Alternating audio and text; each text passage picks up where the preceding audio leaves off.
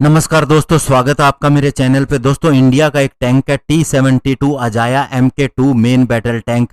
अब इसका भी अपग्रेडेशन हो चुका है और इसके ट्रायल भी शुरू हो चुके हैं, ऐसा दिखाई देता है। आज हम इसी के ऊपर बात करेंगे। चलिए दोस्तों शुरू करते हैं। तो दोस्तों, DRDO के द्वारा अपग्रेड किए गए T-72 अजाया MK2 टैंक को देखा गया एक ट्रेन वैगन के ऊपर जाते हुए। स्पेशली दोस्तों ये हो सकता है कि ये फील्ड ट्रायल के लिए कहीं पर ले जाए जा रहे हों। और दोस्तों, इस टैंक के अंदर बहुत सी इंप्रूवमेंट और अपग्रेडेशन किए गए हैं, जिसकी वजह से ये T-90 मेन बैटल टैंक के साथ ही ऑपरेट किया जा सकता है और इसकी फायर पावर भी सेम ही है। दोस्तों, T-72 अजाया MK2 टैंक एक indigenously produced high power multi fuel engine V46 के साथ में रशियन डिजाइन के ऊपर बेस्ड टैंक है। पहले इस टैंक की पावर 780 हॉर्स पावर थी, लेकिन अभी इसकी कैपेसिटी को बढ़ा के इसकी पावर को 1000 हॉर्स पावर तक ले जाया गया है और इसे मॉडिफाइड CVRDE ने किया है। हालांकि दोस्तों, जो T-90 टैंक है उसके अंदर V9 2S2 इंजन लगा है, जिसकी पावर 1000 हॉर्स पावर है,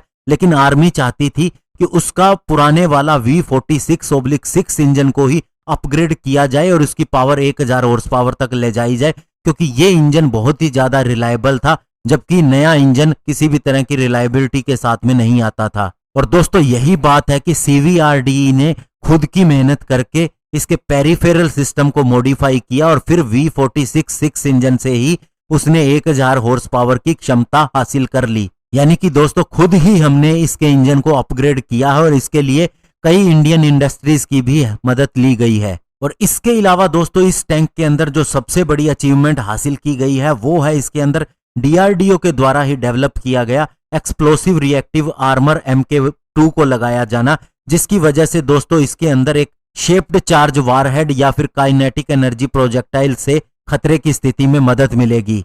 और दोस्तों, सबसे बड़ी बात है कि ईरा MK2 यानी कि एक्सप्लोसिव रिएक्टिव आर्मर 2 जिसे DRDO ने बनाया है, इसके अंदर सेम कॉन्फ़िगरेशन और परफॉर्मेंस है जो T-90 के एक्सप्लोसिव रिएक्टिव आर्मर के अंदर है। और इसके अलावा दोस्तों, T-72 टैंक के अंदर अभी इजरायली TIFCS यानी कि thermal image fire control system लगा है, जिससे इसकी क्षमता बहुत ज्यादा बढ़ गई है टारगेट को आइडेंटिफाई करने के लिए। इवन दोस्तों, रात के समय भी ये अब 3 किलोमीटर तक टारगेट को ढूंढ सकता है या किसी खतरे को ढूंढ सकता है, और पहले इसकी क्षमता केवल 300 मीटर तक थी। और दोस्तों, सबसे बड़ी बात यह है कि ये thermal imager fire control system भी एक Indian company alpha design technologies ने इजरायली कंपनी एलो पैल्विट के साथ मिलकर बनाया है, और इन्हें 300 थर्मल इमेजर का ऑर्डर दिया गया था, जो सारे के सारे डिलीवर हो चुके हैं।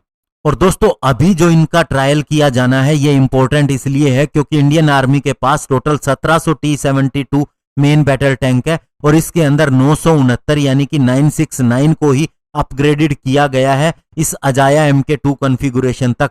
और अगर एक बार ये ट्रायल सफल हो जाते हैं तो फिर दोस्तों बाकी के टैंक को भी अपग्रेड किया जाएगा। तो अब आप दोस्तों ये समझ सकते हैं कि T-72 टैंक भी T-90 के जैसा ही हो जाएगा और उसके जितना ही पावरफुल हो जाएगा। और सबसे बड़ी बात, ये सारी चीजें हमने खुद की हैं बगैर किसी की मदद लिए। तो ये दोस्तों हमारी एक बहुत बड़ी अचीवमेंट है। धन्यवाद। जय हिंद।